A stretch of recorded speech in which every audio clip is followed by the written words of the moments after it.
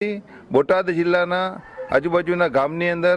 દિવ્ય રથનું પરિભ્રમણ જે થઈ રહ્યું છે અને આજે આ રથ પરિભ્રમણ આજે બોટાદની અંદર એના વિવિધ માર્ગો ઉપર ફર્યો છે.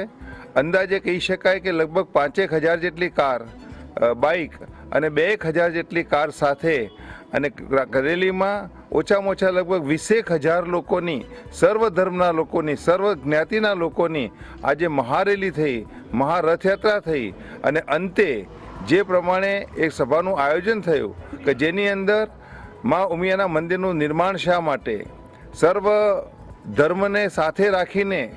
જગતજનની મા ઉમિયાના મંદિરના નિર્માણ થકી એક સામાજિક શક્તિનું નિર્માણ કેવી રીતે કરી શકાય તે માટે આ રથનું જે પરિભ્રમણ થયું છે. આજે